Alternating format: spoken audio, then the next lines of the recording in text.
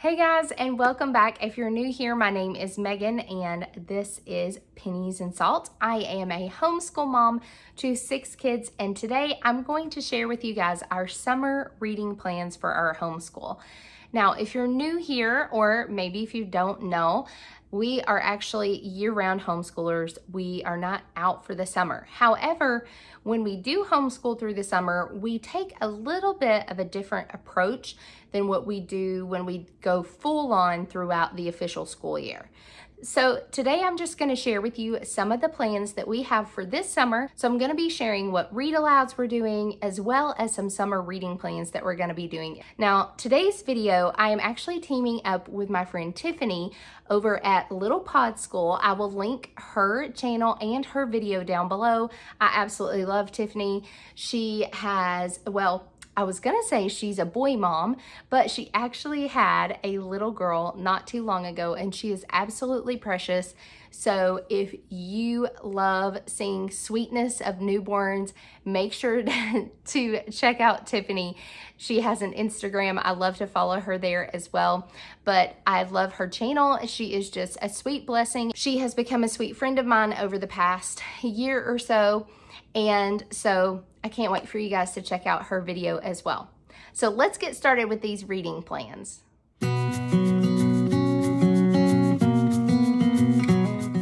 So as I said, I told you I was going to share our read alouds, but I'm also going to be sharing what we're doing for a summer reading plan. So many of you may know that The Good and the Beautiful actually offered this really cool summer reading program. It was for free. I think they are actually out now, unfortunately, but basically it's to challenge your kids to read.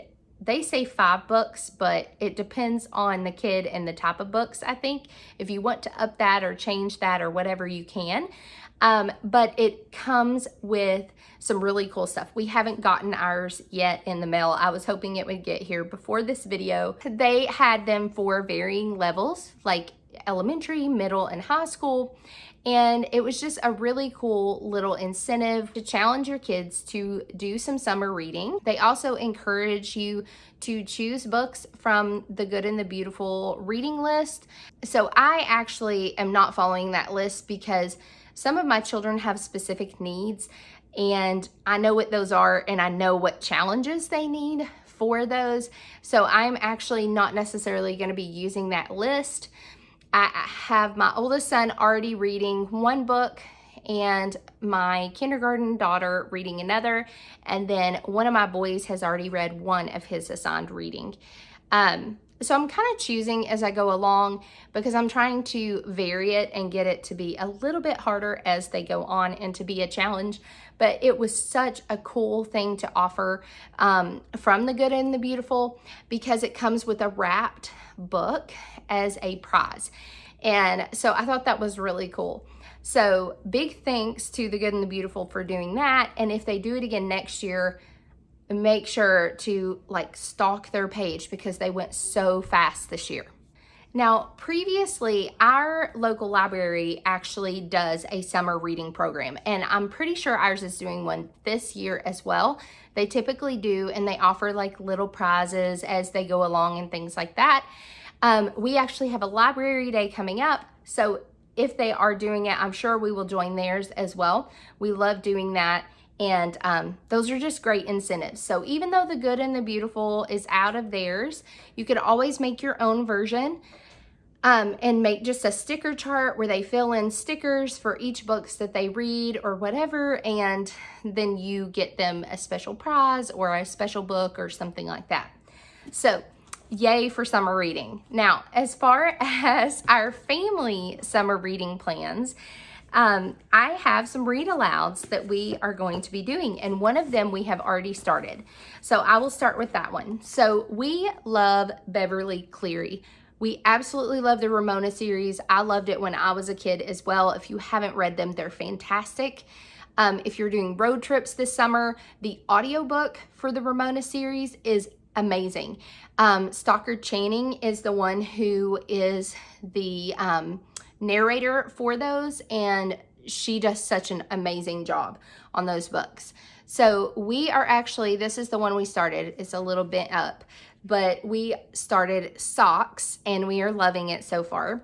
These are pretty quick reads, especially Socks. So that's why we have several read alouds for this summer. So Socks is the first one. So Socks is a kitten who is named Socks because he looks like he's wearing socks. And Socks is a happy cat. He lives the good life with his affectionate owners, Mr. and Mrs. Bricker. Ever since they saved him from a life spent in a mailbox drop slot, Socks has been the center of their world, and he always has everything he needs, tasty kitten treats and all the lap room he could want. But when a new baby arrives, suddenly the Brickers have less and less time for Socks. Little Charles William is the one getting all the attention, and Socks feels left out, and to show it, he starts getting into all sorts of trouble. So this book is so much fun, and my kids are loving it already. So the next one we're going to read, this came highly recommended from several places, but it's called Adventures with Waffles. And also I'm going to link all of these down in the description below. So if any of these interest you, you can just click that quick link and it will take you there. Best friends Trilly and Lena's hair-raising adventures land them in no small amount of trouble. Nothing eases the pain of injury or the sting of a parental disapproval like a batch of Auntie Granny's waffles. But when Lena keeps a huge secret from Trilly, there may not be enough waffles in the world to fix their friendship. I have no idea if I'm saying her name right. I'll probably look it up before we start reading it. But I am really excited about this book. It looks like so much fun. And it looks like another pretty quick read and a fun read. So super excited about that one. The next one is The Railway Children. I used to get this mixed up with the Boxcar Children. When people said The Railway Children, I always thought they were mistaken and talking about the Boxcar Children, not the same thing. And this has actually been on our to read list for quite some time. And so I decided to go ahead and go for it. When Father goes away with two strangers one evening, the lives of Roberta, Peter, and Phyllis are shattered. They and Mother have to move from their comfortable London home to go and live in a simple country cottage where Mother writes books to make ends meet. However, they soon come to love the railway that runs near their cottage, and they make a habit of waving every day to the old gentleman who rides on it. They befriend the porter, Perks, and through him learn railway lore and much else. They have many adventures, and when they save a train from disaster, they are helped by the old gentleman to solve the mystery of Father's disappearance, and the family is happily reunited. So this one just sounds like such an adventure, and I like to do adventure type books in the summer. It just adds so much fun. So the last book that we are going to be doing for our summer read alouds is The Year of Miss Agnes. Now, I've had this on our list for quite some time as well. I feel like it was as soon as I ordered it, I noticed it was on the Read Aloud Revival recommendations. So I was like, perfect. We've already got it on the way, and here it is. So I'm really excited about this book. It's always seemed really interesting to me. So 10-year-old Frederica, Fred for short, doesn't have much faith that the new teacher in town will last very long. After all, they never do. Most teachers who come to their one-room schoolhouse in remote Alaska leave at the first smell of fish, claiming that life is just too hard. But Miss Agnes is different. She doesn't get frustrated with her students, and she throws away old textbooks and reads Robin Hood instead. For the first time, Fred and her classmates begin to enjoy their lessons and learn to read and write. But will Miss Agnes be like the rest and leave as quickly as she came?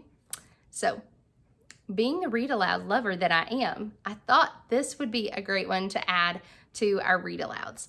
So, those are our summer read aloud picks for this year. If we finish these, I'm sure I'll just add something in. So tell me down in the comments below, what are some of your favorite summer read alouds? What are you reading this summer?